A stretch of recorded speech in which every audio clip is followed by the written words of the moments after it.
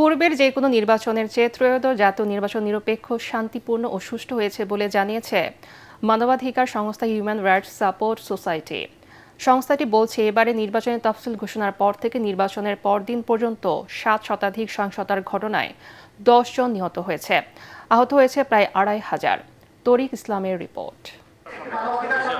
সকালে রাজধানীর প্রেসক্লাবে সদ্য অনুষ্ঠিত ত্রয়োদশ জাতীয় নির্বাচনের সহিংসতা ও নির্বাচন পর্যবেক্ষণীয় সংবাদ সম্মেলন করে হিউম্যান রাইটস সাপোর্ট সোসাইটি।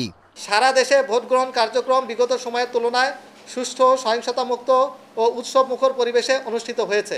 সংস্থাটি বলছে, অতীতের যে কোনো নির্বাচনের চেয়ে এবারের নির্বাচনে সহিংসতা তুলনামূলক কম, যা ইতিবাচক।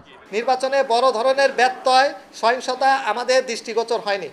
সুতরাং HRSS মনে করছে, ত্রয়োদশ জাতীয় সংসদ নির্বাচন পূর্বের যে কোনো সময়ের নির্বাচনের থেকে নিরপেক্ষ, শান্তিপূর্ণ ও সুষ্ঠু হয়েছে। এ সময় নির্বাচনের আগে ও পরের সহিংসতার বিভিন্ন পরিসংখ্যান তুলে ধরেন মানবাধিকার সংস্থাটি।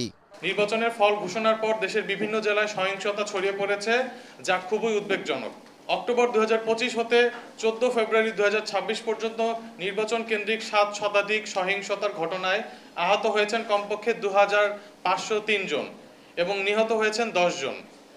এছাড়াও এই সময় নির্বাচনী সহিংসতায় কমপক্ষে 34 জনের অধিক গুলিবিদ্ধ এবং 5 শতাধিক বাড়িঘর, যানবাহন, ব্যবসা প্রতিষ্ঠানে ও নির্বাচনী কার্যালয়, ভোট কেন্দ্র ভাঙচুর, অগ্নিসংযোগ ও লুটপাটের ঘটনা ঘটেছে।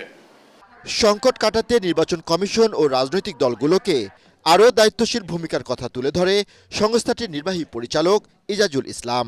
অবশ্যই একটা ঘটনা, একটা অনিয়ম, একটা বিশৃঙ্খলা ঘটুক, এটা আমরা মানবাধিকার সংস্থা হিসেবে, বাংলাদেশের একজন নাগরিক হিসেবে এটা আমরা প্রত্যাশা করি না। তরিক ইসলাম, ATN বাংলা, ঢাকা।